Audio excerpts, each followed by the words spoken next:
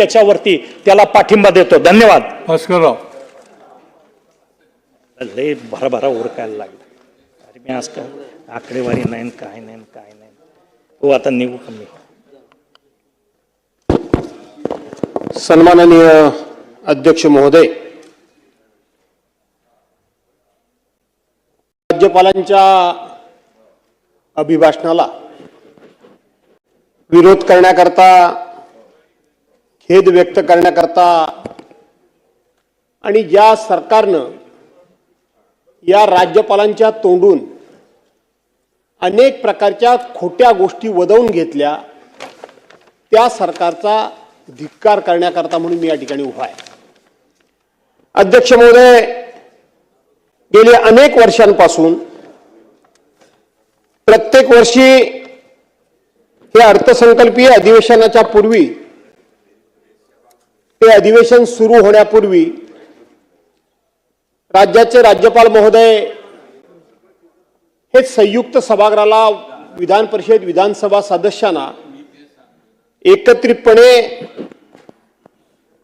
एक भाषण करतात आणि त्या भाषणातून एकंदरीत जे सरकार असतं, जे विद्यमान सरकार असतं, त्या सरकारचा भविष्यामध्ये या राज्याला पुढे नेण्याचा दृष्टिकोन काय आहे, या सरकारकडं तरुणांच्या हाताला काम देण्याकरता म्हणून, आत्महत्या करणाऱ्या शेतकऱ्यांनी आत्महत्या करू नये म्हणून, महिलांवर बालिकांवर जे अत्याचार होतात ते अत्याचार होणार नाहीत म्हणून, त्याचबरोबर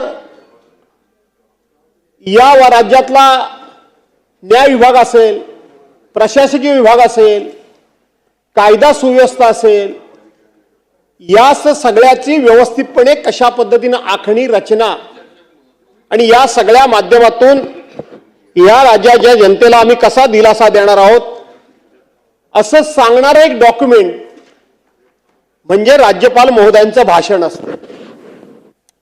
त्या वर्षभरातल्या योजनांची आखणी, मांडणी म्हणजे जे राज्यपालांचं भाषण असतं.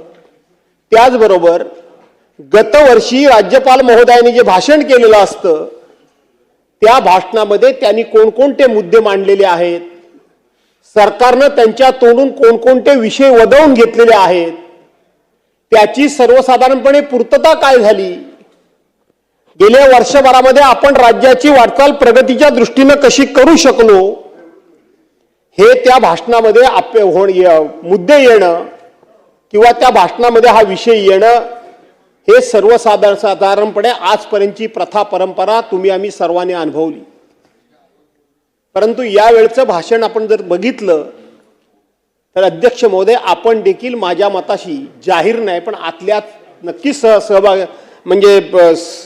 सहभागी व्हाल किंवा सहमत व्हाल, सहभागी म्हणण्याच्या सहमत व्हाल की यावेळचं राज्यपाल महोदयांचं भाषण हे अत्यंत नीरस होतं, अतिशय बेचव होतं, कोणत्याही प्रकारचं उत्साहवर्धक नव्हतं आणि कोणालाही प्रोत्साहन वाटेल अशा प्रकारचं एकही भाषण त्या भाषणामधला मुद्दा नव्हता. राज्यपाल महोदय यांचं काल संध्याकाळचं वरळी डोममधलं मी भाषण ऐकलं. माननीय राज्याचे उपमुख्यमंत्री कैलासवासी अजितदादा यांना श्रद्धांजली वाहण्याचं मी भाषण ऐकलं. कालचं त्यांचं राज्यपाल महोदयांचं या भाषणाची मांडणी मी बघितली.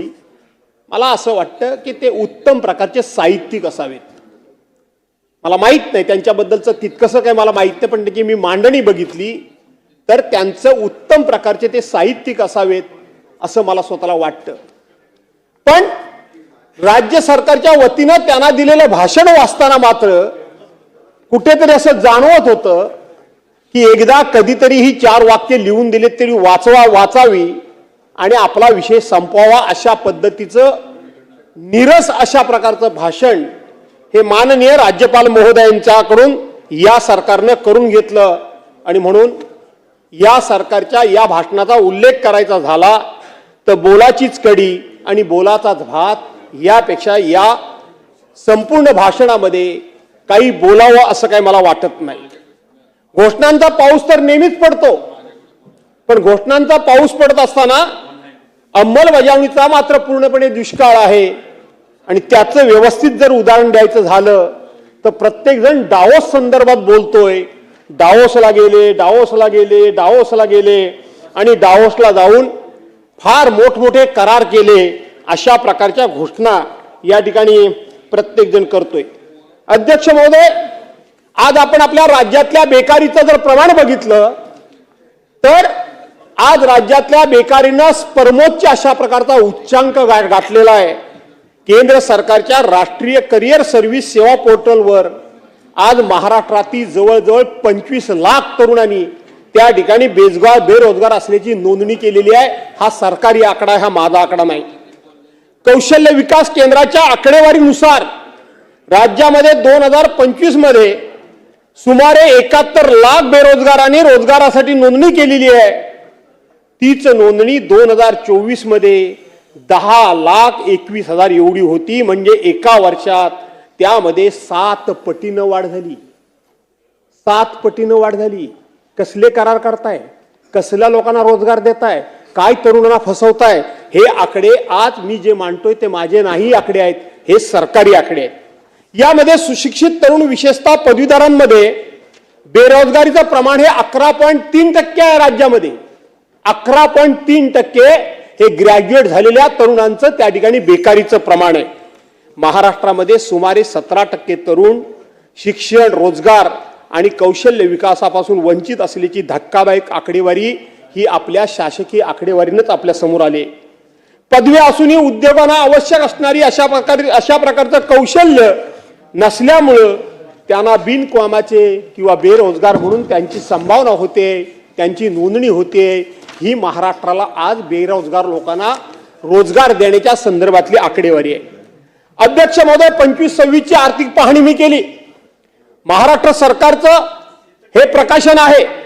त्या प्रकाशनानुसार मी पाहिलं तर एप्रिल-जून 2025 मध्ये बेरोजगारीचा दर आपल्या राज्यामध्ये होता तो 6.4% होता. पण तोच दर 2020-22 मध्ये 3.5% होता. 2021-22 ला जो बेरोजगारीचा दर 3.5% होता, तोच आपल्या कारकिर्दीमध्ये 2025-26 मध्ये 6.4 वर झाला. ही प्रगती म्हणायची राज्याची की अधोगती म्हणायची, हे सरकारी आकड्यातून सरकारनंच ठरवावं. यापेक्षा मी काही जास्त या ठिकाणी बोलू इच्छित नाही. विशेष म्हणजे पदवीधर 11.3 आणि पदवीधर 8.3 तरुणांमध्ये बेरोजगारीचं प्रमाण सर्वाधिक आहे. राज्यामध्ये सर्वाधिक आहे. या राज्यामध्ये राज्यातील शहरी भागात बेरोजगारीचा दर कमालीचा वाढलेला असून डिसेंबर 2025 मध्ये तो 6.7% पर्यंत पोहोचला. हे सरकारी प्रकाशनातून समोर आलेलं आहे. शहरामध्ये ग्रामीण भागापेक्षा बेकारीचा दर किती वाढतोय हे मंत्री महोदय आपल्या लक्षात येईल. ग्रामीण महिलांमधील बेरोजगारीचं प्रमाण 4.2% होतं 21-22 ला, ते आता 7.5% वर गेलंय. आपण राज्यामध्ये रोजगार वाढवला की राज्यामधल्या बेरोजगारांना वाढवलं, याचं कधीतरी आपण आत्मनिरीक्षण मकरनामा आपण करण्याची गरज आहे. कारण आपण ऐकताय शंभूराज देसाई फक्त माझ्याकडे कान ठेवलाय, चेहरा तिकडे ठेवलाय म्हणून तुमचं नाव घेतलं, बाकी काही नाही. बर बर बर. आणि म्हणून हा तसंच करतात.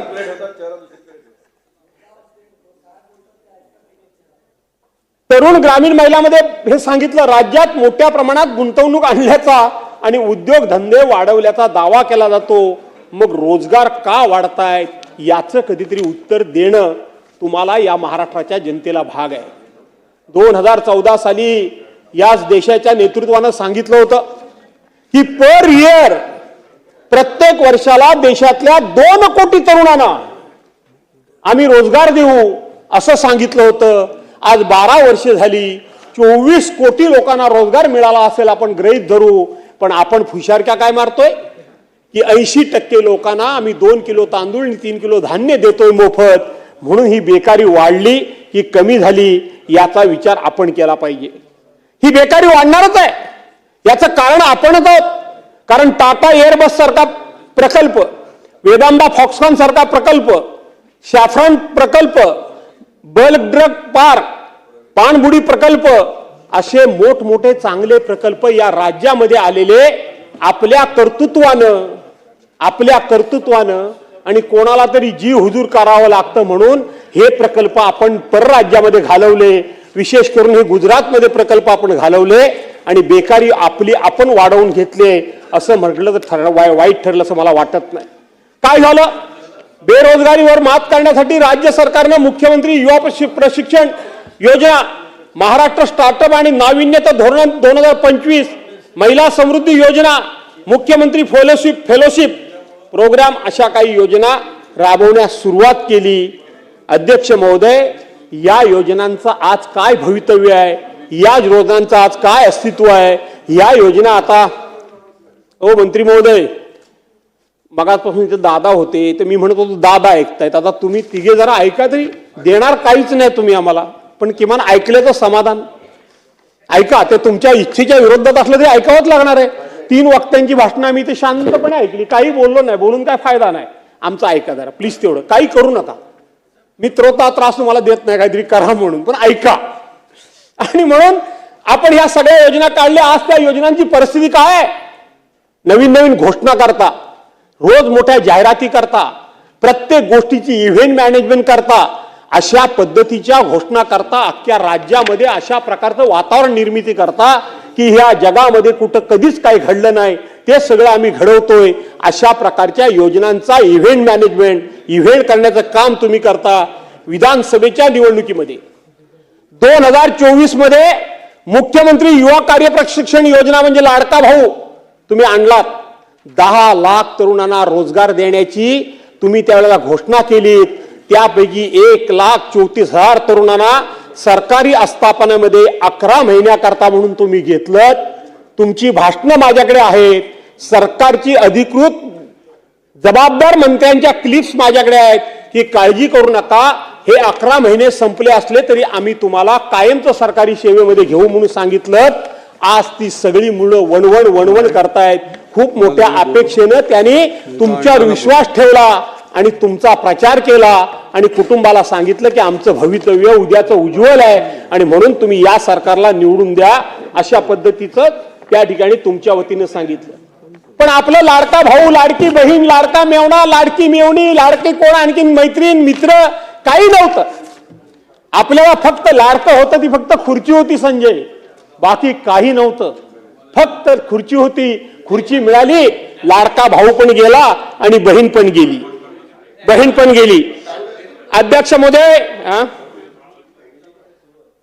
महोदय, आपण आता नेहमी सांगतो, आजच्या पण भाषणामध्ये आपण आहे की आम्ही $1 ट्रिलियन अर्थव्यवस्था आम्ही करणार आहोत. 2030 पर्यंत $1 ट्रिलियन आम्ही या ठिकाणी इकॉनॉमी करतोय, आमचा अर्थसंकल्प करतोय, आमची आर्थिक स्थिती आम्ही एवढी मजबूत करतोय. $1 ट्रिलियन किती लाख कोटी रुपये लागतात, तेव्हा $1 ट्रिलियन तयार होतो किंवा $1 ट्रिलियन करता किती इंडियन रुपये, किती लाख, किती कोटी रुपये लागतात, ह्याचा कधीतरी एकदा गणित कुणी मांडलंय का? कोणला विचारू? शंभूराजांना. ते काय भलतच सांगतील, तेवढं माझ्या डोक्याच्या वरून जाईल म्हणून त्यांना मी त्रास देत नाही. शंभूराज तुम्हाला त्रास द्यायला सांगतात, पण मी तुम्हाला त्रास देणार नाही. $1 ट्रिलियन करता किती लाख कोटी लागतात, त्याचा कधीतरी कुणीतरी विचार केलाय का?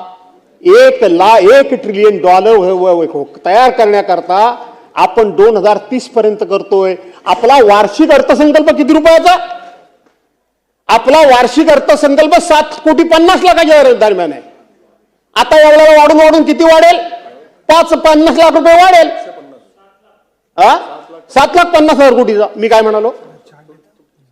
7,50,000 कोटी रुपयाचा आपला वार्षिक अहवाल आहे. म्हणजे आपल्या राज्याचं एकंदरीत उत्पन्न हे 7,50,000 कोटीचं आहे. 2003 ला ते किती लाख कोटीपर्यंत गेलं पाहिजे म्हणजे $1 ट्रिलियन होईल. याचं कधीतरी कुणीतरी गणित मांडण्याची गरज आहे. मला व्हावेत 1 ट्रिलियन काय, 2 ट्रिलियन व्हा, 3 ट्रिलियनचे मालक व्हा. अरे मी पण त्या राज्याचाच नागरिक आहे, मला आनंद वाटेल.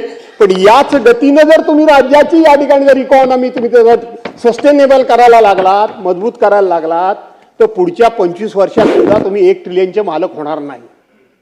हे तुम्हाला आज सांगतो, हे आज सांगतो. आणि म्हणून प्रत्येक वेळी हे मृगजल तयार करायचं.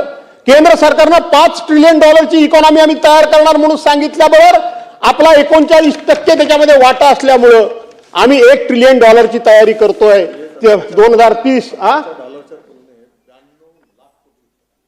ते सांगतोय ना, म्हणूनच त्यांना सांगितलं 1 ट्रिलियनला. आणि म्हणून कधी होणार ते उगाच लोकांना फसवण्याचं काम करू नका.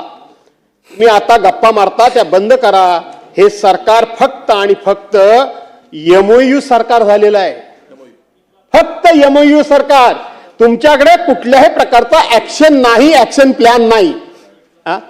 काय तेच 1 लाख करोड. पण ते आपण कशाला बोला, असं आहे ना. ठीक आहे, पण मग 7 लाख बरोबर आहे. मग 7,50,000 कोटीचं आपलं बजेट. पुढे काय किती वर्ष जातील काय लोकांना काय वाटत. जी स्पीड आहे डॉलरची, हा ठीक आहे. आणि म्हणून हे सरकार केवळ कागदावरची फुलं असतात. तुमची योजना म्हणजे झिरवल साहेब, तुमच्या योजना म्हणजे फक्त कागदावरची असतात. ह्या सगळ्या घोषणा असतात. आणि म्हणून आपण अशा पद्धतीच्या घोषणा करून वेळ मारून नेऊ शकतो, निवडणुका जिंकू शकतो, पण आपलं राज्य आपण बलवान, बलकट, मजबूत आणि आर्थिकदृष्ट्या सक्षम करू शकत नाही. आपण आर्थिकदृष्ट्या सक्षम करू शकत नाही. आणि मग राज्यपाल महोदयांच्या तोंडी कुठलंही खोटं वाक्य घालायचं, राज्यपाल महोदयांच्या तोंडी कुठलं तरी एखादं लिखाण लिहून द्यायचं आणि ते राज्यपाल महोदयांनी त्या ठिकाणी भाषणाच्या रूपानं तुमच्या आणि माझ्या समोर मांडायचं. मी त्याला विरोधी पक्षाचा आहे म्हणून मी विरोधात बोलायचं, तुम्ही सत्ताधारी पक्षामध्ये आहात म्हणून त्याचं वाटेल तेवढं समर्थन करायचं. पण यातून आपण आपली प्रगती किती केली याचा एकदा कधीतरी लेखाजोखा मांडण्याची गरज आहे. रोज तुम्ही डावाचा या ठिकाणी उल्लेख करता, मला काही वाईट वाटायचं कारण नाही. 1 लाख कोटीचे आम्ही MOU केले, 15 लाख लोकांना रोजगार मिळणार. 15 लाख कोटीचे केले मागच्या वेळेचे, आता 35 लाखाला मिळणार. काल परवा 30 लाख कोटी रुपयाचे आम्ही MOU केले, 50 लाख लोकांना रोजगार मिळणार. अरे काय चाललंय हे चाललंय काय? आज आपण जर बघितलं तर आपल्या सरकारी नोकऱ्यामधली क्लास 4, क्लास 3 याची जवळजवळ सगळी पदं ही तुम्ही कॉन्ट्रॅक्ट बेसिसवर दिलेली आहात. कॉन्ट्रॅक्ट बेसिसवर दिलेली आहात. आपण फसवतोय लोकांना. एका बाजूला मराठा समाजाला सांगायचं की आर्थिक दुर्बल या नावाखाली तुम्हाला आम्ही सरकारी नोकऱ्यांमध्ये कोटा देऊ, दुसऱ्या बाजूला ओबीसीला सांगायचं की तुमच्या आम्ही कोट्याला धक्का लागू देणार नाही, आणि तिसऱ्या बाजूला ही पदच अस्तित्वात ठेवायची नाहीत. बसा भांडत तुम्ही डोकी फोडत. आमचं सरकार आणलं की काम झालं.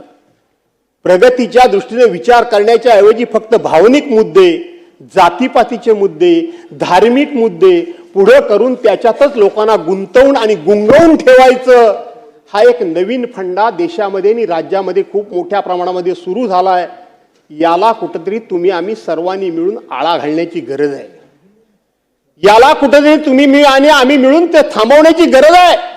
ज्या ठिकाणी धार्मिक विषय असेल, प्रथेचा परंपरेचा विषय असेल, संस्काराचा असेल, संस्कृतीचा असेल, सणा सोमवारांचा असेल, नाहीतर आणखीन जातीपातीचा असेल, तो त्या ठिकाणी ठेवला पाहिजे.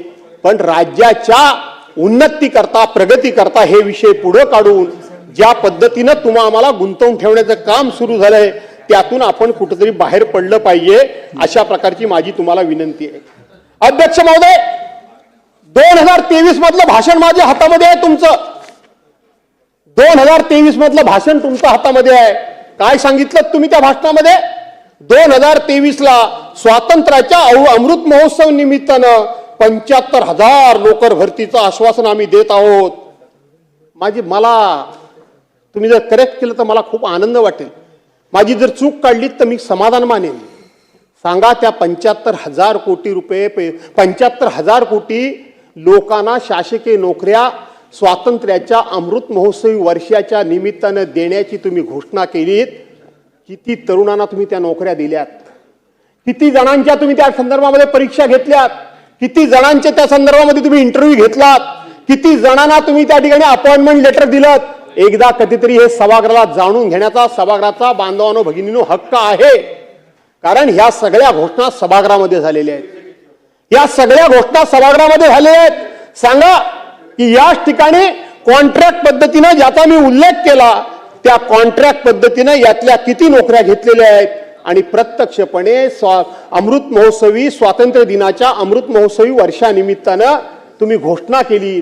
घोषणा इतक्या आकर्षक करता, घोषणा इतक्या अशा प्रकारच्या सुंदर करता, तुम्हाला ते कौशल्य लाभलेलं आहे.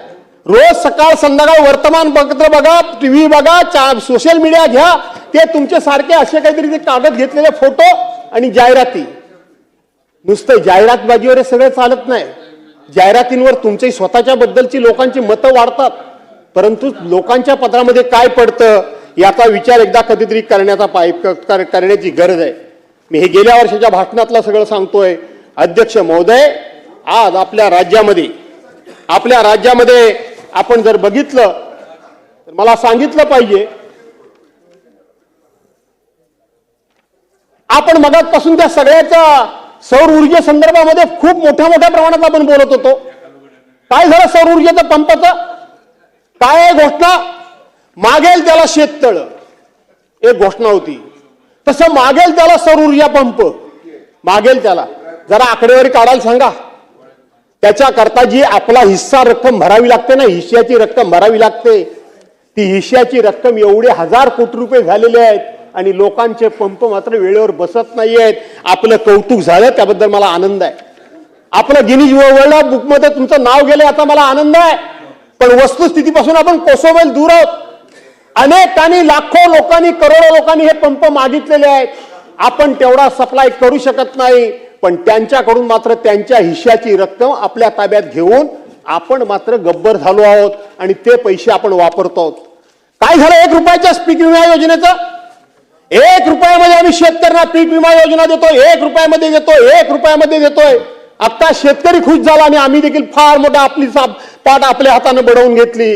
1 रुपया पीक योजना आज सरकारनंच बंद केली. आम्ही विरोधक म्हणून बोलत नाही, अण्णा सरकारनंच बंद का बंद केली? एवढी जर चांगली योजना होती, एवढी जर लोकप्रिय योजना होती, तर तुम्ही ही योजना बंद का केलीत? पण त्या 1 रुपयाच्या नावाखाली 12,000 कोटी रुपये तुम्ही जमवलेत. 12,000 कोटी रुपये, आणि शेतकऱ्याला 12 रुपये सुद्धा मिळाले नाहीत. शेतकऱ्याला 12 रुपये सुद्धा मिळाले नाहीत. ते 12,000 कोटी रुपये मात्र त्या विमा कंपन्यांच्या, दलालांच्या आणि विमा कंपन्यांच्या खिशामध्ये गेले. शेतकऱ्याच्या वाट्याला मात्र काहीच आलं नाही. आणि मग ते काही आलं नाही, त्याच्यानंतर सरकारने घोषणा केली. काय घोषणा केली सरकारनं? किती लोकांना फसवणार तुम्ही? सरकारनं त्या विमा योजनेच्या पोटी इथं सांगितलं, म्हणजे महत्वाकांक्षी योजनेमध्ये अधिवेशनमध्ये माननीय मुख्यमंत्री महोदय यांनी घोषणा केली आणि त्या अनुषंगानं मंत्रिमंडळाच्या बैठकीमध्ये ठराव झाला, आम्ही शेतकऱ्यांकरता कृषी समृद्धी योजनेला मान्यता देत आहोत. कृषी समृद्धी योजना आम्ही मान्यता देत आहोत आणि त्याच्यामध्ये 6,000 कोटी रुपये आम्ही शेतकऱ्यांना वाटणार म्हणून सांगणार. बरं झालं तुम्ही आलात मामा, तुमच्याकडे हिंमत मला सांगा की 6,000 कोटीचा प्रस्ताव तुमचा मंत्रिमंडळासमोर गेला होता की नाही? आणि 6,000 कोटीच्या प्रस्तावाकरता तुम्ही मंत्री महोदय म्हणून माननीय मुख्यमंत्री महोदयांना पत्र पाठवलं होतं की नाही? आणि याच्या उपर पाठवलं, प्रामाणिक मंत्री एकतरी आहे, आणि म्हणून याच्या उपर त्यातला तुम्ही 1 रुपया तरी बजेटमध्ये तरतूद तुमची झाली का? गेल्या सप्लिमेंटरी बजेटमध्ये ती तरतूद होणार होती, पण ती झाली नाही. शेतकऱ्याला काही मिळालं नाही. तुम्ही बोट पुढची दाखवून काही उपयोग होणार नाही. घोषणा कधी केली? घोषणा कधी झाली? आकर्षक घोषणा करायच्या आणि लोकांना सरळ सरळ फसवायचं. या योजनेतलं तुम्ही काय सांगितलं? या योजनेतली नमूद 3ही ट्रिगर रद्द करताना बचतीचे पैसे शेतकऱ्यांना कृषी समृद्धी योजनेतून देण्यात येतील असे वेळोवेळी माननीय मुख्यमंत्री महोदयांनी सांगितलं. आम्ही 3ही ट्रिगर बंद करतोय आणि त्याचे पैसे आम्ही शेतकऱ्यांना देतोय. 1 रुपया सुद्धा तुम्ही शेतकऱ्यांना दिलात नाही. 1 रुपया. शेतकऱ्यांना किती फसवणार तुम्ही? लोकांना कसं फसवणार तुम्ही? आणि म्हणून 1 रुपया सुद्धा तुम्ही दिलात नाही. या संदर्भातलं पत्र माझ्या हातामध्ये आहे. अध्यक्ष महोदय, मागच्या वेळेला काय म्हटले होते, आता काय म्हणतायत? तो दिला नाही तर नाही. आता जून महिन्यामध्ये आम्ही शेतकऱ्यांची कर्जमाफी करू, विचार करू, बरोबर आहे. हा मुहूर्त कुठला काढलात? जून महिन्यामध्ये काय घडवणार आहात? काय घडवणार काय आहेत? कारण प्रत्येक वेळी अशा पद्धतीची कुठली तरी योजना राबवायची वेळ आली, त्या योजनेचा लाभ सर्वसामान्य माणसाला देण्याची वेळ आली की तुम्ही काहीतरी नवीन फंडा काढता, लोकांचं लक्ष दुसरीकडे वळवता. मग कधी टिपू सुलतान असेल, नाही तर आणखीन कोण असेल, ज्याचा संबंध काय इथं या गोष्टींचा, ज्या गोष्टींचा हो बा माफ करा, मी त्यावर जात नाहीये, मी फक्त इथंच जातोय, मी कुठं जात नाहीये बाबा. आणि म्हणून मला एवढंच म्हणायचं आहे की मला एवढंच म्हणायचं आहे की आपण शेवटी हा जून महिन्याचा मुहूर्त कुठून काढला मामा, म्हणजे मंत्री महोदय, आपण हा कुठून काढला जून महिन्याचा मुहूर्त? काय आहे जून महिन्यामध्ये? का आता का नाही देत? अहो, तुमच्या केंद्र सरकारमध्ये कृषी मंत्र्यांनी उत्तर दिलंय. गेल्या वेळेला अवकाळी पाऊस पडला, तुम्ही फिरलेले मी माझ्या डोळ्यानं बघितलंय. त्यातल्या त्यात मराठवाडा अख्खा धोपून निघाला, खरडून निघाला, त्यांच्या जमिनी नापीक झाल्या. तुमचा प्रस्तावच नोव्हेंबर महिन्यात गेला नव्हता. हे अधिवेशनामध्ये केंद्रीय कृषी मंत्र्यांनी सांगितलं की महाराष्ट्र सरकारचा प्रस्ताव अजून आमच्याकडे आलेला नाही. आजतागायत केंद्र सरकारनं तुम्हाला मदत 5 पैशाची केली असेल तर या सभागृहामध्ये सांगा. काय शेतकऱ्यांबद्दल तुम्हाला प्रेम आहे? एकदा कळू द्या. शेतकऱ्यांच्या भावनेचा, शेतकऱ्यांच्या भावनेशी खेळण्याचा आणि त्या भावनेशी खेळून स्वतःचं राजकारण करण्याचा तुम्ही फक्त प्रयत्न करता आहात. सांगा तुम्ही की यामध्ये तुम्ही कधी हा प्रस्ताव दिला आणि केंद्र सरकारनं तुम्हाला एक तरी पैसा दिला काय म्हणून सांगा. मी या ठिकाणी कर्नाटकच्या विषयामध्ये जात नाही, सगळ्या ठिकाणी मी या ठिकाणी आणलंय. आज आपण जर बघितलं तर मागील भाषणात माननीय मुख्यमंत्री महोदयांनी प्रशिक्षण योजनेच्या उपलब्धतेचा योजनेअंतर्गत 1,32,000 पेक्षा अधिक युवकांनी प्रशिक्षण घेतलं असं सांगितलं. 2024-25 मध्ये 10 लाख युवकांना प्रशिक्षित करण्याचा ध्येय ठेवला आहे. त्यासाठी 5,500 कोटी रुपयाचं नियतवट केलं आहे असं सांगितलं होतं. या वर्षीच्या भाषणामध्ये या योजनेचा उल्लेखच नाही. या योजनेचा उल्लेखच नाही. विषय संपला, निवडणूक संपली. आता युवक बँक काय भानगड नाही. औद्योगिकरणाला पाटलांनी प्रोत्साहन देण्याकरता MIDC मार्फत 3,500चा भूखंड घेत, तो जाऊ दे. आता त्या विषयात मी आता काही जास्त बोलत नाही. नवीन घोषणा, जुन्या वर्षीच्या घोषणा, औद्योगिकरणाला चालना, 10 वर्ष वगैरे वगैरे वगैरे वगैरे वगैरे. अध्यक्ष महोदय, मी म्हणतो म्हणून नाही, या सरकारला 1 वर्ष झालं, 1 वर्ष. आणि 1 वर्ष झाल्यानंतर दैनिक सकाळनी एक आढावा घेतला आणि महायुतीची वार्षिक परीक्षा तुमची घेतली. काय घेतली? वार्षिक परीक्षा महायुतीची सकाळ यांनी वर्तमानपत्राने घेतली. तुम्ही सगळे ढ विद्यार्थी निघालात, सगळे ढ. काटावर सुद्धा तुम्ही कुठे पास झालेले नाहीत. सगळ्या क्षेत्रामध्ये सगळ्या बाजूला तुम्ही पूर्णपणे अपयशी ठरलात. त्यांनी लिहिलंय, सरकारी शाळांमधून मूलभूत सुविधा आणि शिक्षणाच्या दर्जाबद्दल तुम्ही किती समाधानी आहात. नागरिकांनी तुमच्याबद्दल समाधान नाही, नाराजी व्यक्त केली. पाहिजे तर हा सगळा रिपोर्ट असेलच, काय ह्या शेवटी पेपरलाच आलं होतं, पण पाहिजे तर मी ठेवतो. दुसरी गोष्ट, उच्च शिक्षणामध्ये गुणवत्ता आणि रोजगार भिमुख वाढण्यासाठी सरकारच्या धोरणांना तुम्ही किती गुण द्याल? 15 गुण सुद्धा तुम्हाला कोणी द्यायला तयार नाही. शिष्यवृत्ती आणि शैक्षणिक शुल्क पूर्तती फ्री शिप योजनाचा लाभ गरजू विद्यार्थ्यांना वेळेवर मिळतो आहे का? 9% लोकांनी सुद्धा त्याच्याबद्दल समाधान व्यक्त केलेलं नाही. दुसरा प्रश्न विचारला, सरकारी कार्यालयातील भ्रष्टाचार. सरकारी कार्यालयातील भ्रष्टाचार कमी करण्यासाठी सरकारने केलेल्या उपाययोजना प्रभावी आहेत का? आता त्यावेळेला कोणतरी होय म्हणेल, पण आता आपण बघितलं की आपल्या सरकारी कार्यालयात काय झालं. काय झालं काय सरकारी कार्यालयामध्ये मला कळत नाहीये. मला हा शॉक आहे की मंत्रालयामध्ये ACBचे अधिकारी प्रवेश कसा करू शकतात. मंत्रालयामध्ये अँटी करप्शनचे अधिकारी जाऊन रेड कशी करू शकतात. मी जरी तुमच्या विरोधी पक्षातला असलो तरी सुद्धा मला हे पटलेलं नाही. मला हे पटलेलं नाही की ACBची एवढी हिंमत कशी होऊ शकते की एका मंत्र्याच्या दालनामध्ये जाऊन, मंत्र्याच्या कार्यालयामध्ये जाऊन रेड टाकण्याची हिंमत त्यांची होते कशी. भले त्याचा तो कोडवर्ड कदाचित त्यांच्या हातामध्ये निघाला असेल. 1 रेषा मारली, जरा जाऊन सांग त्याला, मामा साहेबांनी 1 रेषा मारली म्हणजे 1, 2 रेषा मारल्या 2, 3 रेषा मारल्या 3, हे सगळं जरी खरं असलं तरी सुद्धा, हे सगळं खरं आहे तरी सुद्धा मी ह्या मताशी ठाम आहे की सरकारी अधिकारी मंत्रालयामध्ये जाऊन रेड कसे करू शकतात, कसे करू शकतात. याचा अर्थ तुमच्या दोघांच्या भांडणामध्ये मला वाटतं युवकांचं पण वाटोळं झालंय, शेतकऱ्यांचं पण वाटोळं झालंय, बेरोजगारांचं पण वाटोळं झालंय, सरकारी योजनांचं पण वाटोळं झालंय. ही हिंमत होता कामा नये. का तो बिचारा आदिवासी विभागाचं ते खातं होतं म्हणून त्याला टार्गेट करायचा तुमचा प्लॅन होता, मला माहित नाही, मला माहित नाही. पण तरी सुद्धा ह्या मताशी मी सहमत आहे की अशा पद्धतीची हिंमत अधिकाऱ्यांची होता कामा नये. अधिकाऱ्यांना अधिकाऱ्यांच्याच ठिकाणी ठेवलं पाहिजे. मामा, हे मी तुम्हाला सांगतो, खरं सांगायला गेलं तर मी विरोधाकरता विरोध म्हणून सुद्धा कधीच अशा पद्धतीनं म्हणणार नाही की शेवटी लोकशाहीमध्ये, घटनेमध्ये लोकप्रतिनिधीचा दर्जा आणि मान हा निश्चितपणे प्रशासकीय अधिकाऱ्यापेक्षा वरचाच असला पाहिजे. या मताचा मी ठामपणे आणि मी जाहीरपणे इथं बोलतोय. प्रशासकीय अधिकाऱ्यापेक्षा लोकप्रतिनिधीचा मान, मंत्र्याचा मान हा वरचाच असला पाहिजे. या मताचा मी ठाम आहे. नवीन शैक्षणिक धोरणाच्या प्रभावी अंमलबजावणीत तुम्ही काही नाही, मराठी भाषेचे संवर्धन आणि शाळांमध्ये तिचा वापर वाढवण्यासाठी सरकारने केलेल्या योजना उपयोग का, म्हणजे उपाययोजना योग्य आहेत का? अरे तुम्हाला तर मराठी संपवायचीच आहे, तुम्हाला मराठी संपवायचीच आहे. कोणाच्या तरी नादाला लागून कुठं त्रिभाषा सूत्री कुठं आहे? संपूर्ण देशामध्ये त्रिभाषा सूत्री आहे कुठे? शाळेमध्ये 3 भाषा सक्तीनं शिकवल्या पाहिजेत आणि त्यातल्या त्यात हिंदी शिकवली पाहिजे सक्तीनं. अशा पद्धतीनं देशामध्ये किंवा हिंदी भाषक बेल्टमध्ये सुद्धा अशा प्रकारची जबरदस्ती नाही. हे कोणाच्या डोक्यातून आलं?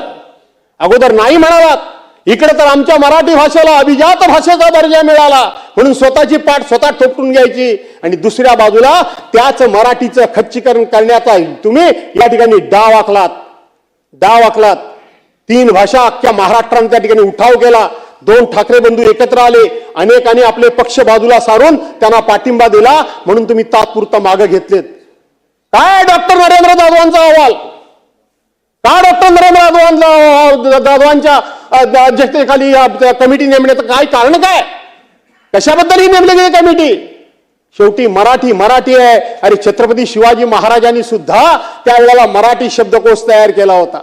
आजचं काय सांगताय तुम्ही? मला 17व्या शतकाला सुद्धा त्यावेळेला या मराठी भाषेचा सन्मान त्या वेळेच्या राजा राजवाड्यांनी केलेला होता. छत्रपती शिवाजी महाराजांपेक्षा तर तुम्ही मोठे नाहीत ना? छत्रपती शिवाजी महाराजांपेक्षा तुम्ही दूरदृष्टीवाले नाहीत ना? छत्रपती शिवाजी महाराजांइतका द्रष्टा नेता या जगाच्या पाठीवर कधी होऊन गेला नाही. त्याच्यापेक्षा तर तुम्ही मोठे नाहीत ना? त्याच्यापेक्षा तुम्ही मोठे नाहीत ना? कशा करता ही जबरदस्तीची भाषा करताय? कशा करता जबरदस्ती भाषा करताय? आणि कोण तरी येऊन बाहेरून सांगतो की मुंबई फक्त ही मराठींची नाही, अनेक भाषांची मुंबई आहे आणि तुम्ही मानाखाली घालून ऐकता? हे स्वर्गीय बाळासाहेबांचं धोरण होतं? हा स्वर्गीय बाळासाहेबांचा विचार होता? कधीतरी स्वाभिमानानं ताट उभं राहिलं पाहिजे. काय होईल त्या परिणामांची पर्वा करून मामा रोज चालत नाही. जे व्हायचं ते घडतच असतं, ते काय आपल्याकरता थांबत नसतं, काहीच थांबत नसतं. पण कधीतरी आपला स्वाभिमान, कधीतरी आपला सन्मान, कधीतरी आपली अस्मिता, कधीतरी आपलं स्वयंस्फूर्तीचे विचार, या विचाराशी आपण बांधील राहिलं पाहिजे. आणि म्हणून इथं मराठी भाषेबद्दल मी सांगितलं. अध्यक्ष महोदय, पायाभूत सुविधा, महत्वाकांक्षी योजनांबद्दल सकारात्मक की नकारात्मक? सगळा आराखडा तुमचा नकारात्मक आहे. सगळा आराखडा तुमचा नकारात्मक आहे या ठिकाणी. दुसरी गोष्ट, हे मी नाही छापलेलं, हे प्रकाशन माझं नाहीये, हे तुम्हीच केलेलं. सरकारी पैसे देऊन जाहिराती निर्माण केल्या असाल, आम्ही नाही काय केलं. सहकारी संस्थांच्या बाबतीत सध्याच्या सरकारचा दृष्टिकोन काय आहे? सहकार मोडीत काढायचा आहे. काही ठराविक भागामध्ये समृद्धी आली, ही सहकारामुळे आली. काही चुका ह्या प्रत्येक ठिकाणी होतच असतात. त्या चुका झाल्या त्या दुरुस्त करायच्या असतात. चूक झाली तर ती पुन्हा होणार नाही याची काळजी घ्यायची असते. पण अख्खा सहकारच मोडीत काढायचा आहे, अख्खा सहकारच मोडीत काढायचा आहे. वास्तविक सहकारानं अनेक भागामध्ये समृद्धी निर्माण केली. प्रत्येक वेळी आम्ही पश्चिम महाराष्ट्रातल्या लोकांच्यावर टीका करतो, आरोप करतो. सगळंच काही सरकारी पैशातून पश्चिम महाराष्ट्रातल्या लोकांनी उन्नती केली नाही, प्रगती केली नाही. स्वतः संशोधनामध्ये, स्वतः नवीन त्या ठिकाणी प्रयोग, स्वतः अभ्यासक्रम, असे अनेक प्रकारचे त्यांनी नवनवीन प्रयोग सुद्धा केले आणि स्वतःच्या पायावर उभं राहण्याचं काम हे पश्चिम महाराष्ट्रातल्या लोकांनी केलं. चुका झाल्या असतील, सत्तेचा वापर झाला असेल. सत्ता कुठल्या भागात नव्हती, कुठल्या भागात सत्ता नव्हती, पण त्या सत्तेचा परिपूर्ण उपयोग या लोकांनी केला. आज मोठमोठ्या शैक्षणिक संस्था, मोठमोठ्या दूध संस्था, मोठमोठे साखर कारखाने, अशा प्रकारच्या आणि सूत गिरण्या, अशा प्रकारचे अनेक उद्योग जे उभे राहिलेत, ते उद्योगांमध्ये 95, मला वाटतं 95%, मला पूर्ण माहिती नाही, पण मराठी माणसंच आहेत. कुठून आलीत ती माणसं? मराठी माणसं आहेत. ते उद्योग जर अडचणीत आणण्याचा आम्ही राजकीय कारणास्तव जर प्रयत्न केला तर आमच्याच मराठी माणसाच्या पायावर कुऱ्हाड आम्हीच मारल्यासारखी होईल. आणि म्हणून विरोधाला विरोध सगळ्या ठिकाणी करायचाच नसतो, करायचा नसतो. आणि म्हणून कायदा आणि सुव्यवस्था, रस्ते पूल तर राजे. आता तुमच्या खात्यात काय चाललंय मला माहित नाही, तुम्ही चांगले आहात, राजे आहात, सगळं काय आहे. वाटोळं लागलंय आमच्या भागात रस्त्याचं, वाटोळं लागलंय आमच्या भागामध्ये रस्त्याचं. आमच्या भागामध्ये इरिगेशनची कामं मोठ्या प्रमाणात नाहीत. आमच्या भागामध्ये दुसरी मागणी काही नाही.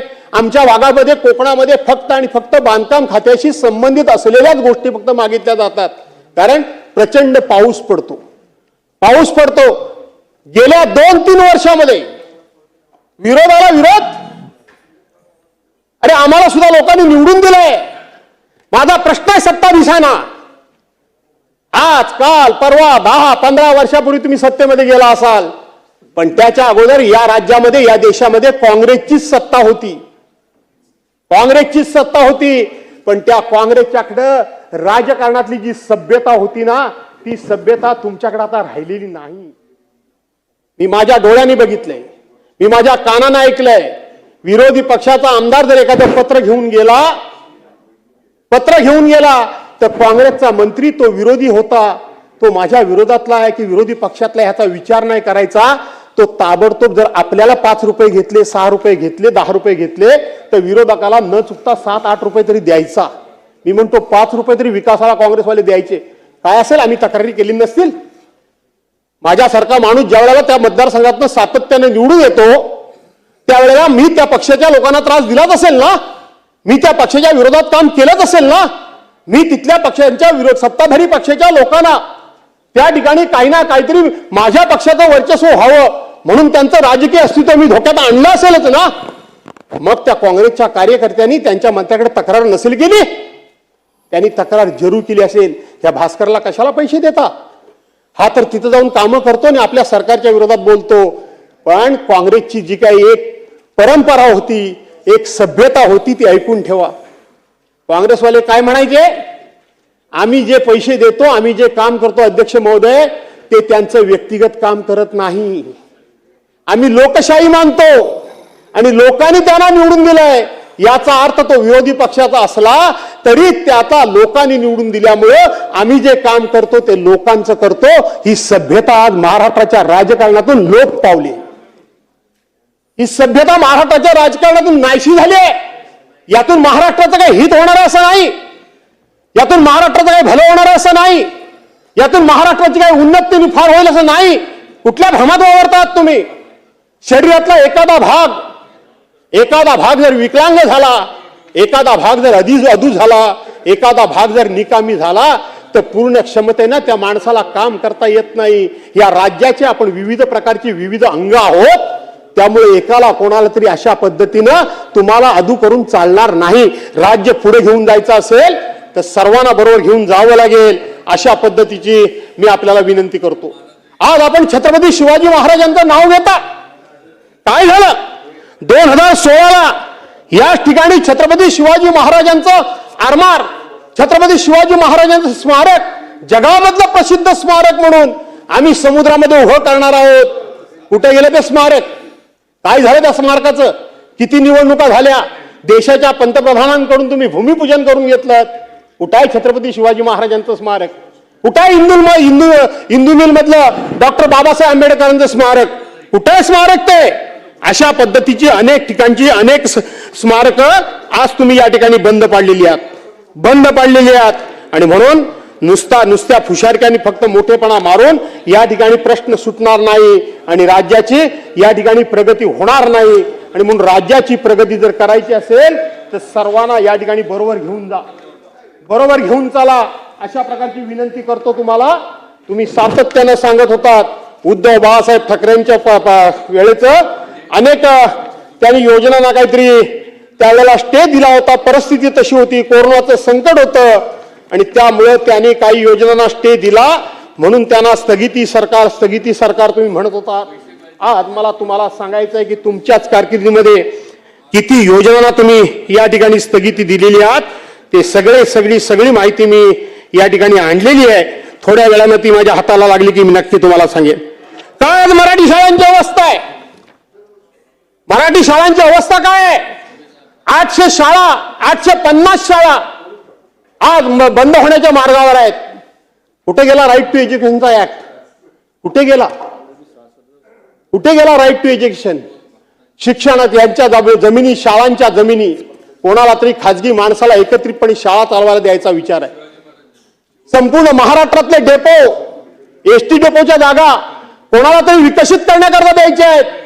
संपूर्ण एसटी डेपो हे शहराच्या मध्यवर्ती भागामध्ये आहेत.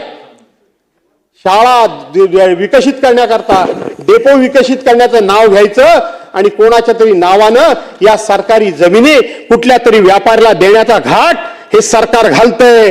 आणि म्हणून सरकार राज्य बुडवायला निघालेलं आहे, ते राज्य तारायला निघालेलं आहे. याचा विचार एकदा तुम्ही आम्ही सर्वांनी एकत्रित बसून करण्याची गरज आहे. एकत्रितपणे बसून करण्याची गरज आहे. आणि म्हणून बांधवांनो, भगिनीनो, अनेक मुद्द्यांवर बोलता येईल. आज महाराष्ट्रामध्ये देशात बघितलं तर महाराष्ट्राचा देशात सलग भ्रष्टाचारामध्ये सलग पहिला नंबर आहे महाराष्ट्राचा. ही सगळी सरकारी प्रकाशन आहेत. माझा वैयक्तिक आरोप नाहीये आणि म्हणून मी आरोप पण करतोय की सलग 4थ्या वर्षी भ्रष्टाचारामध्ये या ठिकाणी महाराष्ट्राचा पहिला अव्वल नंबर लागलाय. संपूर्ण प्रकरणामध्ये देशात सलग 4थ्या वर्षी अव्वल स्थानावर असून लाचखोरीचे गंभीर परिणाम समोर आलेत. लाचलुचपत प्रतिबंधक विभागानं 888 लाचखोर अधिकारी कर्मचाऱ्यांना अटक केली, ज्यामध्ये सर्वाधिक गुन्हे हे नाशिकमध्ये नोंदले गेलेत. 172 पोलीस ऑफिसर त्यांना पकडलंय. महसूल विभागातले, नगर विकास विभागातले अशा पद्धतीच्या भ्रष्टाचाराशी संबंधित असलेली 682 गुन्हे एका वर्षात दाखल झालेले आहेत. यामध्ये नाशिक विभाग हा 138, पुणे 124, छत्रपती संभाजीनगर 109, ठाणे 83, अमरावती 73 या विभागांचा आणि मुंबई सह कोकण 39 या यादीत क्रमांक लागतो. 2025 मध्ये राज्यात 988 संशयित तब्बल 3,54,49,695 रुपयाची लाच स्वीकारत असताना अधिकारी सापडलेले आहेत. वर्ग 2 चे 124 अधिकारी 81,90,000 आणि 950 रुपये. वर्ग 3 चे 474 अधिकारी 1,07,09,295 रुपये आणि वर्ग 4 च्या 40 कर्मचाऱ्यांनी 4,70,900 रुपयाचा त्या ठिकाणी एसीबीने अँटी करप्शन ब्युरोने त्यांना पकडण्याचं काम केलेलं आहे. महाराष्ट्रातली ही प्रकरणं तर सरळ आहेत. 2021ला 715, 2022ला 688, 2023ला 763 आणि 2024ला 752 प्रकरणं या ठिकाणी आपल्या सर्वांना तिथं दिसत आहेत. आज आपण बघितलं तर महाराष्ट्रामध्ये शेतकरी आत्महत्यांचं भयावह असं वास्तव आहे. राष्ट्रीय गुन्हे ब्युरो एनसीआरबीने त्यांच्या ऑक्टोबर 2025च्या अहवालात म्हटलंय की देशात 2023-24 मध्ये 10,786 शेतकरी शेतमजुरांनी आत्महत्या केल्या देशामध्ये. त्यापैकी सर्वाधिक 6,669 म्हणजेच 38.5% हे महाराष्ट्रातले शेतकरी आहेत. सरकार हे महाराष्ट्रातले शेतकरी आहेत. कर्नाटक मधले 22.5% आहेत आणि त्यानंतर तामिळनाडू वगैरे. महाराष्ट्रात सर्वाधिक 6,669 शेतकरी आत्महत्येची नोंद झाली असून 4,150 शेतकरी आणि 2,519 मजुरांनी आत्महत्या केली, ज्याच्यामध्ये 250 महिला आहेत. 250 महिला आहेत. महाराष्ट्राचा नंबर 1 ला लागतो. नंतर कर्नाटक, आंध्र प्रदेश, मध्य प्रदेश, तामिळनाडूमध्ये त्यानंतरच्या आत्महत्या झालेल्या आहेत. पण या देशामध्ये काही राज्य अशी आहेत की एकही शेतकरी आत्महत्या करत नाही. अशी देखील काही या ठिकाणी मग पश्चिम बंगाल आहे, ज्या बंगालबद्दल सकाळ संध्याकाळ आम्ही रान उठवत असतो. त्या पश्चिम बंगालमध्ये एकही आत्महत्या होत नाही, ओरिसामध्ये होत नाही, झारखंडमध्ये होत नाही, हिमाचल प्रदेशमध्ये होत नाही, अरुणाचल प्रदेशमध्ये होत नाही, आणि आपल्या शेजारचं राज्य गोवा, मणिपूर, मिझोराम, नागालँड, त्रिपुरा, चंदीगड, दिल्ली, लक्षद्वीप या राज्याची एकही शेतकऱ्यांना आत्महत्या केल्याची नोंद नाही, एकही आत्महत्या केल्याची नोंद नाही. आणि म्हणून बाया आपल्याला सगळ्यातून यातून जर बाहेर काढायचं असेल तर फक्त घोषणांच्या हवेचे बुडबुडे काढून आणि घोषणांचा या ठिकाणी सुकाळ दाखवून आणि अंमलबजावणीचा दुकाळ दाखवून काहीही पदरात पडणार नाही, काहीही पदरात पडणार नाही. तू काय केलंस, मी काय केलं, पहिल्या वक्त्याला कितीही बोलू द्यायचं असं बीएससी मध्ये ठरलंय. मी बसतो तसं काय नाही, 5 मिनिटात बसतो, पण ठरलंय. 44 मिनिटं झाली, हा 44 मिनिटं झाली. नाही, पण ते त्याला काय, मी अध्यक्ष महोदय मी बसतो नाही असं बोला नाही, ना. मी खूप बोललो, परंतु तिथे बीएससी मध्ये असं ठरलंय की पहिला जो वक्ता असेल या पक्षाकडचा, आपण बोला ना. ओके ओके ठीक आहे. आणि म्हणून या ठिकाणी 5 वाजेपर्यंतच आहे आजचं. का नाही, नंतर प्रस्ताव आहे 293चा. उद्या परत हा आहे दुसरा दिवस. नाही, पण मी पुरं करतो, मी काय उद्या पुन्हा नको, कारण मग ते बरं दिसत नाही. एक 2-4 मिनिटं इकडे तिकडे झाली तर समजून घ्या. आपण ऑनलाईन राहू, राजे तुम्ही ऐकायला बसणार, बसले हो हो हा, आणि म्हणून शेतकऱ्यांचं आत्महत्येचं प्रमाण किती मोठ्या प्रमाणात आहे याचा विचार आपण करण्याची गरज आहे.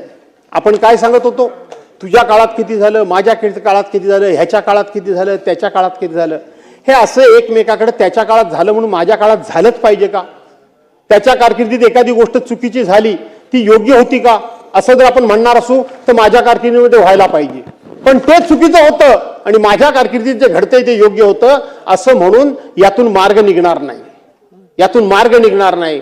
आणि म्हणून यातून जर मार्ग काढायचा असेल तर मला असं वाटतं की सरकारनं मदत तर करायला पाहिजे, सरकार मदत तर करतंय, पण मला असं वाटतं आता कुठेतरी इथं समाज प्रबोधनाची गरज आहे, समाज प्रबोधनाची गरज आहे.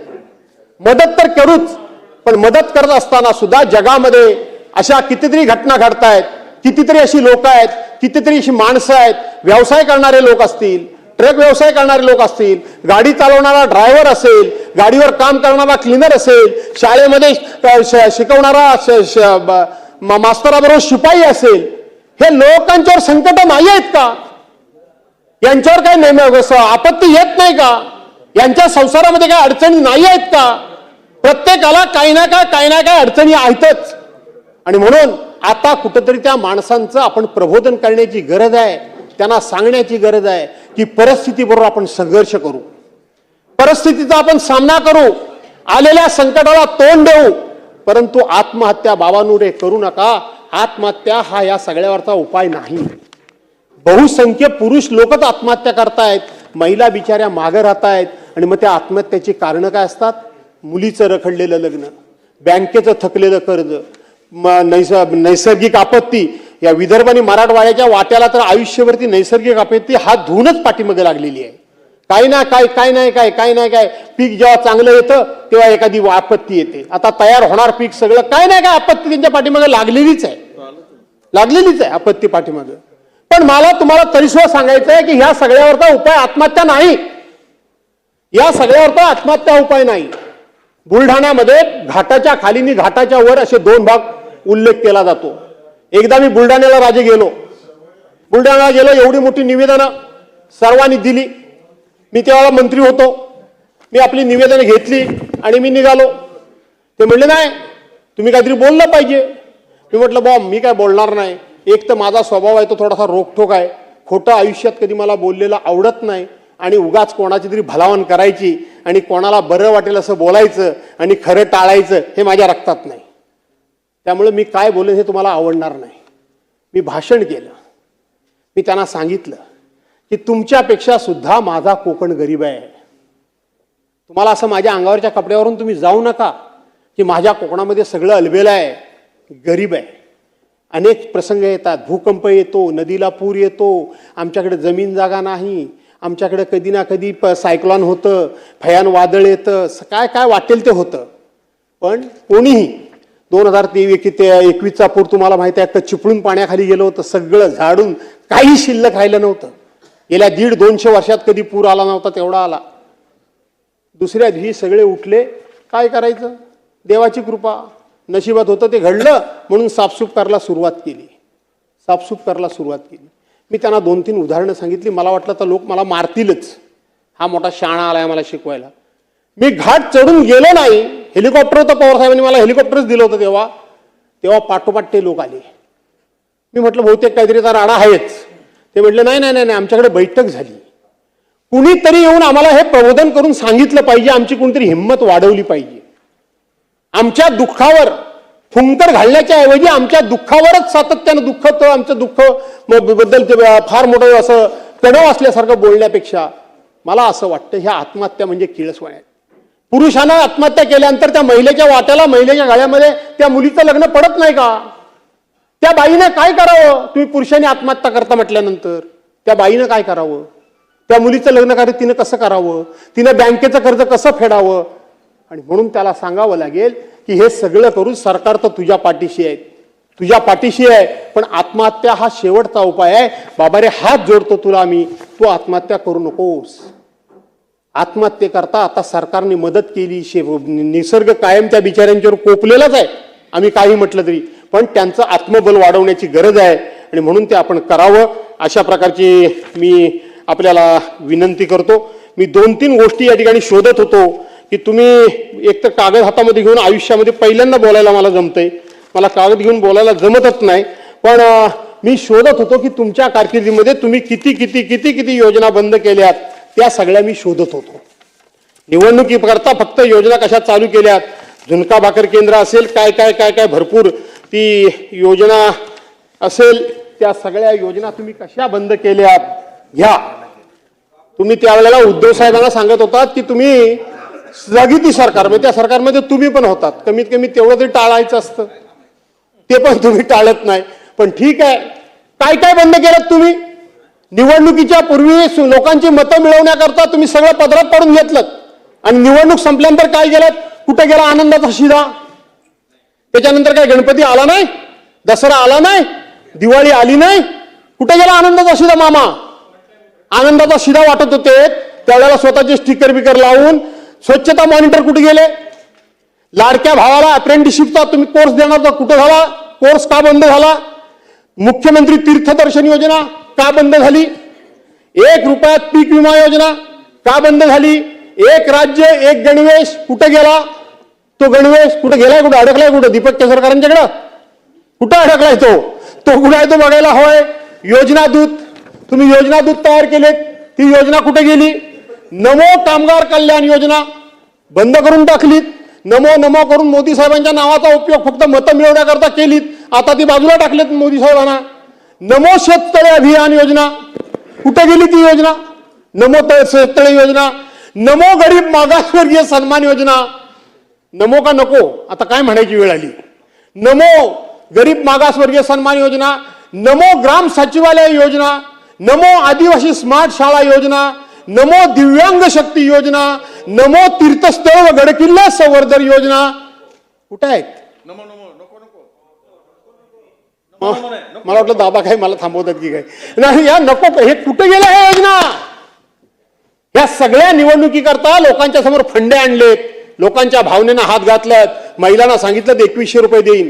अध्यक्ष महोदय, मी जबाबदारीने सांगतो, आज राज्याच्या डोक्यावर 9,32,000 कोटी रुपये कर्ज आहे. किती आहे? तुम्ही सगळे लबाड आहात. तुम्ही आमच्या बहिणींच्या नावाने खापर मोडताय. बाकीच्यांची काय मतं असतील मला माहित नाही, पण माझं पहिल्या दिवसापासूनचं ठाम मत आहे की हा डोक्यावर कर्जाचा डोंगर झालाय, ह्या आमच्या लाडक्या बहिणींच्या मुळे नाही, लाडक्या बहिणींच्या मुळे नाही. आठवण करा, आज कैलासवासी दादा इथं हजर नाहीत. निवडणुकीच्या पूर्वी सप्लिमेंटरी बजेटमध्ये आपण 46,000 कोटी रुपयाची तरतूद केलेली होती. 46,000 कोटी रुपयाची सरकारने तरतूद केली होती. आज 46,000 कोटी रुपये तुम्हाला लागत नाहीयेत, 32 की 33,000 कोटी रुपये फक्त लागतायत. 2,53,00,000 महिलांना 1500 रुपयाप्रमाणे तुम्ही त्या ठिकाणी निवडणुकीच्या अगोदर 1500 रुपये लाडक्या बहिणीच्या खात्यामध्ये टाकलेत. कुणी न मागता जबरदस्तीने टाकलेत. आज त्यातला आकडा थोडाफार मागे पुढे होत असेल राजे, पण 57 लाख महिलांना तुम्ही वेगवेगळी कारणं सांगून कमी केलं. 57 लाख महिलांना तुम्ही त्या योजनेपासून आता बाजूला केलं. कसा वाढतो आकडा तुमचा? 46,000 कोटी रुपये 2 कोटी आणि 53 लाख महिलांकरता लागत होते. आज 57 लाख महिला कमी झाल्या. कसा लागतात एवढे तुम्हाला पैसे? फसवताय तुम्ही. तुमचा भ्रष्टाचार एवढा आहे. एका एका कामामध्ये टक्केवाऱ्या तुमच्या एवढ्या आहेत. काय झालं घोडबंदरच्या रस्त्याचं? सुप्रीम कोर्टाने तुमच्या कानपडात मारली. 6,200 कोटी रुपयाचं टेंडर तुम्ही काढलं. सुप्रीम कोर्टापर्यंत विषय गेला. डिटेल्स मी सांगत नाही. आणि तोच रस्ता 6,200 कोटी रुपयाचा रस्ता सुप्रीम कोर्टाने त्या ठिकाणी त्याचं इस्टिमेट वगैरे केलं. त्यावेळेला 3,000 कोटी रुपयाचा रस्ता झाला. ते एका योजनेमध्ये 3,200 कोटी रुपये तुम्ही भ्रष्टाचार केलात. एका योजनेमध्ये अशा 1760 योजना तुम्ही त्या ठिकाणी केल्यात. अनेक प्रकारची टेंडर्स ही आता फक्त मंत्रालयातून निघतायत. माझ्या आयुष्यामध्ये मी कधीच कोणावर भ्रष्टाचाराचा आरोप केला नाही. मी धोरणावर बोलतो, मी योजनेवर बोलतो. पण आता तुम्ही ते आमच्या बहिणींच्या नावाने खापर फोडत असाल तर आमच्यासारख्याला बोलावं लागणार आहे. अजिबात या लाडक्या बहिणींमुळे तुमचं सरकार अडचणीत नाही. तुम्हाला हळूहळू या बहिणींमुळे सरकार अडचणीत आहे. बहिणींमुळे सरकार त्या ठिकाणी कर्जबाजारी झाले म्हणून तुम्हाला योजना बंद करायची आहे. नाही, आजच्या दिवशी तर मी सांगेन, तुम्ही निवडणुकीच्या पूर्वी बोलला होतात 1500च्या ऐवजी 2100 देईन. उद्याच्या अर्थसंकल्पामध्ये अजून तो प्रिंट झालेला नाही. अर्थसंकल्प तो कधी होतो तुम्हाला चांगला माहिती आहे. अजून झालेला नाही मामा. अरे कसा होईल मला माहिती आहे ना तो कधी होतो तो. आणि म्हणून आता 2100 रुपये द्या. 2100 रुपये. तुम्हीच बोलला होता शेतकऱ्यांची कर्जमाफी. तुम्हीच बोलला होता. कुठला काढला जून महिना शोधून? जून महिन्याला कुठला मुहूर्त येणार आहे? उद्धव बाळासाहेब ठाकरेंना तुम्ही वाटेल त्या पद्धतीने दोष द्या. माझं काही म्हणायचं नाही मला. परंतु कोरोनाच्या कालावधीमध्ये त्या काम केलेल्या माणसानं शेवटी तुम्हाला त्याची जाणीव नसली किंवा आठवण राहिली नसली तरी महाराष्ट्राच्या ते मनामध्ये आहे. पण 2 लाख रुपयाचं कर्जमाफी होतात तुम्ही त्या मंत्रिमंडळामध्ये. 2 लाख रुपयाची कर्जमाफी. त्याच्या अगोदर कर्जमाफी होत होती तेव्हा 73 प्रकारचे दाखले लागत होते.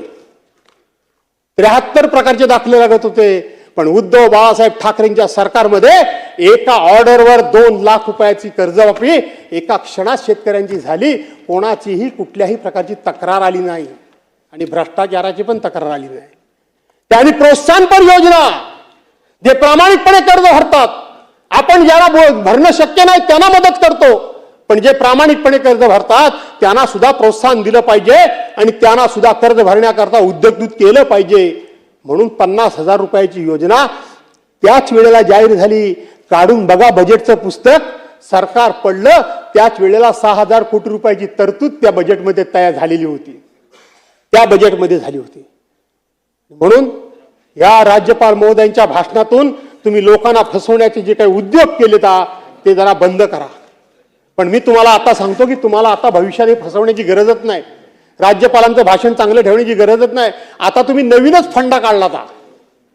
नुकत्याच झालेल्या निवडणुकीचं उदाहरण उद्याच्या उत्तराच्या भाषणामध्ये या ठिकाणी दिलं जाईल आणि आम्हाला ऐकवलं जाईल. हे आम्हाला माहिती आहे.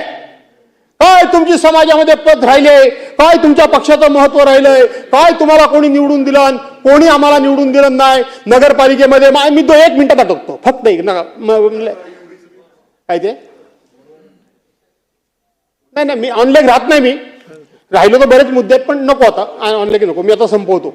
आणि म्हणून तुम्हाला मतं कोणी दिला नाही. नगरपालिकेला, नगरपंचायतीला, महानगरपालिकेला, जिल्हा परिषदेला, पंचायत समितीला कुणी मतं दिला नाही म्हणून मी जोरदोरानं सांगाल. मामा आतला आवाज जरा विचारा. इतके वर्ष आम्ही सगळेच राजकारणामध्ये आहोत. अरे काय हे मतामागं पैसे तुम्ही वाटप चालवलं, हे काय चालवलं आहे काय? पर मतामागं तुम्ही वाटप काय चालवता, काय चाललंय ह्याचं बुमरॅंग होणार आहे. आम्ही काँग्रेसला शिव्या देत होतो त्या काळात. भाजप आणि शिवसेना आम्ही एकत्र होतो. पर मताला पैसे. आता तर त्याच्या पुढचा फंडा ईव्हीएम संपलं. मतचोरी मत यादीतली कमी जास्त करणं हा विषय संपला. आता मताला पैसे वाटणं संपलं. आता तुम्ही समोरचा उभा राहिलेला उमेदवारच मागे घ्यायला लावता, बिनविरोध करता. अरे करताय काय या लोकशाहीचं? त्या मताला काय किंमत राहणार आहे की नाही? जर मतदानानं जर एखादा सदस्य निवडून आला नाही तर त्याच्या भागातला जो कोणी मतदार असेल किंवा नागरिक असेल तो त्याच्या दरवाज्यात कुठल्या तोंडाने जाणार? त्याला कुठल्या तोंडाने जा विचारणार की माझं तू काम केलंच नाही, मी तुला निवडून दिलाय, माझं मत दिलंय, माझ्या गावाचं काम केलंच नाही? तो सरळ सांगितलंय चल तुझं मत घेऊन मी काही निवडून नाही आलो. तो बिनविरोध आला ना. 1952 साली देशाच्या सार्वत्रिक निवडणुका झाल्या. 2026 पर्यंत फक्त 52 लोक बिनविरोध निवडून आले. पण एकट्या परवाच्या महानगरपालिकेच्या निवडणुकीमध्ये तुम्ही 68 लोकांना बिनविरोध निवडून आणलं. अरे संविधान तुम्हाला काय मान्य आहे की नाही? घटना तुम्हाला काय मान्य आहे की नाही? लोकशाही तुम्हाला काय मान्य आहे की नाही? डॉक्टर बाबासाहेब आंबेडकरांनी देशाचे राष्ट्रपती असतील नाही तर माननीय पंतप्रधान महोदय असतील, हे मतदान केंद्रावर जेव्हा जातात तेव्हा त्यांना सुद्धा एकच मत देण्याचा अधिकार आहे. आणि माझ्यासारखा तुमच्यासारखा सामान्य माणूस जेव्हा मतदान केंद्रावर जातो त्याला सुद्धा एकच मत देण्याचा अधिकार आहे. एवढं त्या मताचं मोल आणि महत्व डॉक्टर बाबासाहेब आंबेडकरांनी 74 वर्षापूर्वी ठरवून ठेवलेलं आहे. कुठल्या दिशेनं आम्ही राज्य घेऊन जातोय, कुठल्या दिशेनं आम्ही या ठिकाणी आमचा देश घेऊन जातोय. आणि म्हणून या ठिकाणी मी तुम्हाला एवढीच विनंती करतो की शेवटी ह्या लोकशाहीचं पावित्र्य जपा. शेवटी लोकमताचा आदर करा. तो सत्ताधारी आहे की विरोधी आहे, ते संख्येनं जास्त आहेत की मोठे आहेत, याचा विचार न करता लोकशाहीला विरोधक पण पाहिजे आणि सत्ताधारी पाहिजे, तरच ही लोकशाही सन्मान मार्गाने चालेल, योग्य दिशेने चालेल. न पेक्षा एक चाक काढून ठेवलं तर नक्की दुसरं चाक हे तिरकत चालणार आहे, ते सरळ कधी जाणार नाहीये. आणि म्हणून आम्ही संख्येनं कमी आहोत, म्हणून आमची टिंगल टवाळी करण्यापेक्षा आमचा योग्य तो मान सन्मान राखा. आम्हाला लोकांनी निवडून दिलंय, आम्हाला तुम्ही एकही पैसा विकासाला देत नाही याचा अर्थ तुम्हाला असं वाटतं की तुम्ही आमची जिरवताय. आमची काहीही जिरत नाही. नियतीच्या मनामध्ये असेल ते घडेल, पण तुम्ही त्या भागाचंच वाटोळं लावताय, त्या भागातल्या जनतेबरोबर तुम्ही अन्याय करताय. तो करू नका एवढीच विनंती करतो. राज्यपाल महोदयांच्या भाषणाला विरोध का केला ते सगळे मुद्दे सांगितलेत. इथं अनेक मुद्दे या ठिकाणी सांगण्यासारखे आहेत. राज्यातली कायदा आणि सुव्यवस्थेचं किती वाटोळं लागलंय, किती बेरोजगार झालाय, त्या संदर्भात सुद्धा मला बोलायचं होतं. पण मी ते आता न बोलता मला आपण खूप वेळ दिला अध्यक्ष महोदय आणि सभागृहानं सुद्धा मी जे जे बोललो ते पिन ड्रॉप सायलेंट ऐकून घेतलं, त्याबद्दल आपल्या सर्वांना धन्यवाद देतो आणि राज्यपालांच्या या भाषणाचा विरोध करतो.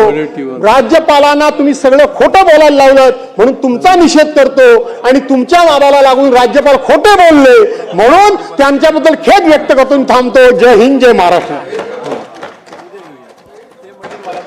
नाही, आता आपण राज्यपालांच्या चर्चा आता संपवतोय. 5 वाजेपर्यंत होतं, आपण जास्ती दिलेली आहे.